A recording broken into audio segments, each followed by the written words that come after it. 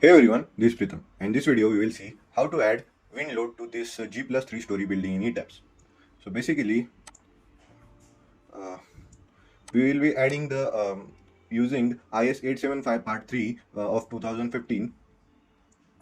This code was being released in 2015. Before it was the 1963, but we currently use the updated version, that is the IS 875 Part 3 of 2015.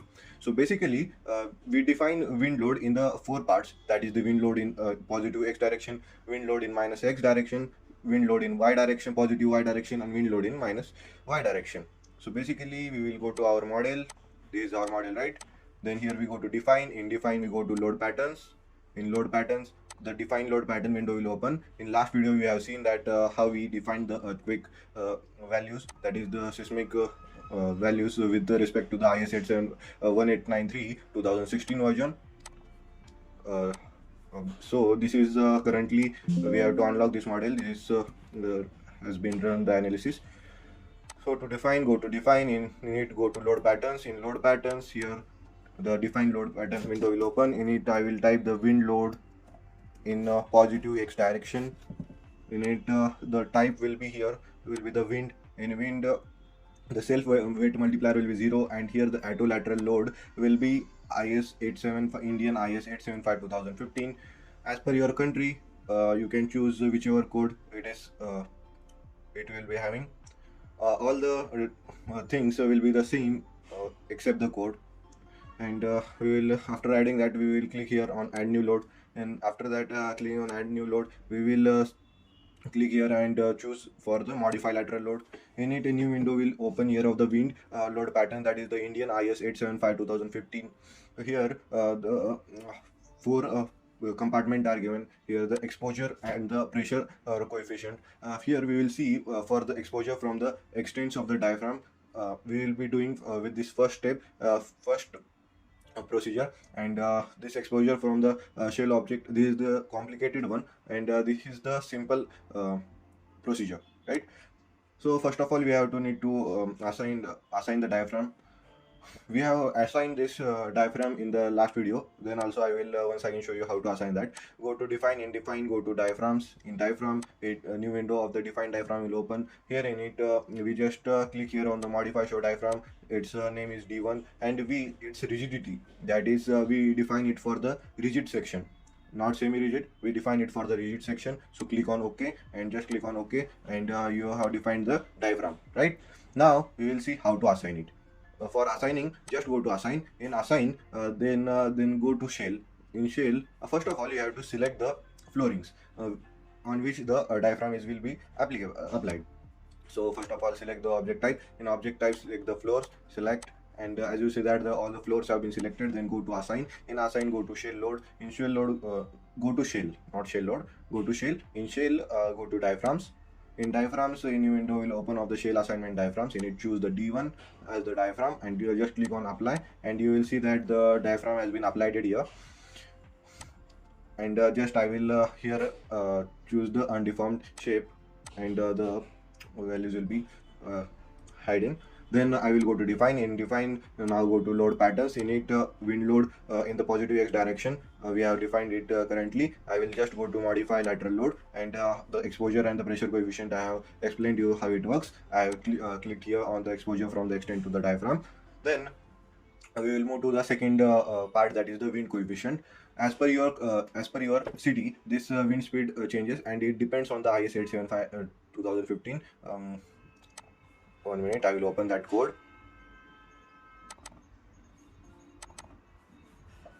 As you see that this is the IS 875 part 3 2015 design load, that is the wind load. So I will scroll down to hear the design wind speed, that is the Vz, and its formula is Vz into Vb into K1 into K2 into K3 and into K4. As you have learned in the graduation, that how it works. This is the formula, and that this is the Vz is the design wind speed, or this K1 is the probability factor, that is the risk coefficient. It is present in the 6.3.1, and the K2 is the terrain roughness and the high factor. height factor, that is in 6.3.2. Then the K3 is the topography factor, that is 6.3.3 present. These are the code numbers where it is present. K4 is the importance factor for the cyclonic region, that is present on 6.3.4. As you see that here we need the wind speed, then the terrain category, then the importance factor, then the risk coefficient, that is the K1 factor, then the topographic K3 factor. So for that I will open here. As per IS 875 Part 3 2015, terrain category is known as the K2 factor, that is present on page 5. First of all, we define it one by one. Page 5, terrain category. This is the terrain, it is present on the page 5. What it's saying, terrain category. There are basically 4 categories we have to choose as per IS code. Then in terrain category, category 1 is says that it is exposed open terrain with the few or no obstruction, and in which the average height of any object surrounding the structure is less than 1.5 meter. This is the case category 1. Category 2, that is the open terrain with the well scattered obstruction having the height generally between the 1.5 to 10 meter. Basically this what it is saying, that this terrain, that where you are constructing a building, beside it what's the height of the obstacles or the buildings or any trees and all that, what is the height of them, that is 1.5 meter to 10 meter for the category 2. If it is less than if the size of the obstruction are less than 1.5 meter, then we choose it as the category 1. Same way for the category 3, the terrain with the numerous closely spaced obstruction having the size of building structure up to 10 meter in the height with or without a few isolated tall structure. Means it is talking about the large cities, or the size of the obstruction is up to 10 meter in height. Category 2 was 1.5 meter to 10 meter. And category 3 is the size of the obstruction up to 10 meter in height with the or without a few isolated tall structure. Means only a few tall structures are present, and otherwise the buildings are within a limit of 10 meter. Other buildings are within the 10 meter. And the category 4 defines that the terrain with the numerous large high closely spaced obstruction. Means it is talking about the building present in the high area that looks like the Bangalore, then the Mumbai, where the high rise buildings are present. We choose it for the category 3. So basically we are currently designing for Pune region, and the obstruction limit is between 1.5 to 10 meter, right? So I will choose the category 3. As per your city, you choose as per your building type and its factors you can choose. So this terrain category part 2 has been selected. Then for the importance factor, then here for the importance factor, K4 factor, that go to page 8. Here this is the page 8, and here the topographic K3 factor, the basic wind speed K VB is given in the figure. This is all nothing. You can read it. The effect of the topography shall be significant at a site with the upwind slope theta is more than about 3 degree, and below that the value of K3 may be taken to equal to 1. So, and the value of K3 is confined in the range of 1 to 1.36 for the slopes more than 3 degree. So what is it saying? That the slope is the wind is acting here. I will show you that this wind is acting here, right? In this direction the wind will act. The slope of this wind shall not be greater than 3. It is the taken as the value, and if the value of it is less than 3, then we take the value take it as equal to 1. The K3 factor topography K3 value we take as the 1 if the slope, that is the theta, is less than 3 degree. Okay, and if it is greater than 3 degree, it's a range between 1 to 1.36, and the highest value of it is 1.36, right? So as in our case it is basically let's take 1 only. So the wind is acting horizontally over the building, so I will take it as the 1. Means the degree theta is less than 3 degree. Okay, as per your choice, you can read this and choose the category. Then the topographic K3 factor. This was the topographic K3 factor. I have choose here the 1. The risk coefficient K1 factor. Now we will see for the risk coefficient K1 factor, that is present on page 7. This is page 7, and here you can see that the risk coefficient of different, that is the table 1, that is the risk coefficient of the different classes of the structure in different wind speed zones. Basically, this is the table, and here all general buildings and the structure, this is the time span, that is the design period. Basically, we design the building for a 50-year span, and we take the K1 factor for the wind speed between 30 to 55 as the 1. Means for the all general buildings we take the risk coefficient factor as 1 only. This is the K1 factor. So, and these are the its more detail is given here, like the temporary shades structure, such as those used means the shade and the small structure which are used for the which has the lifespan about 5 years, then the values will be reduced. If the building is very important, then the here the important buildings and the structure, such as the hospital, communication building, towers, power plant structure, which are having a age of 100 years, has increased the importance factor, that is the risk coefficient factor has been increased. So here we have put the value of this risk coefficient factor K1 factor value as 1. This was for the K1, right? Now we will move for the topography K3 factor, that is present on the page 8. This is the page 8, and we are going to see for the topography factor, topography K3. As you see that the K3 value we have seen, right? Now we will see for the terrain category K2. K2 present on the page 5. K2 we have also seen that K2. We have choose the category as the 2, right? The importance factor K4. Now we will see for the importance factor K4. 1, 3 and 4 we have seen. Now we will see for the 2, that is the importance factor K4, page 8. This is the page 8, and here the importance factor for the cyclone region, that is the K4. It is also known as the importance factor, as here present here. What it's saying that it is the importance factor for the cyclone region. This is the detail given here, and its value of the K3 is K4 is taken as the structure for the post-cyclone cyclone importance for the emergency services, such as the cyclone shelter, hospital, school, communication. Means the main buildings which are present in the post-cyclone area, we take it as the 1.3. Industrial structure we take it as 1.15 as the importance factor, and all the other structures we take it as the 1. So for the importance factor K4, we always take it for as the 1. It has 3 values. For the cyclone with the very important buildings we take as 1.3. Generally we take it for the industrial we take 1.15, and for the normal all buildings we take it as the 1. So here all these details have been completed, and one thing is remaining, that is the wind speed. Wind speed is present on the page number 51. So scroll down here.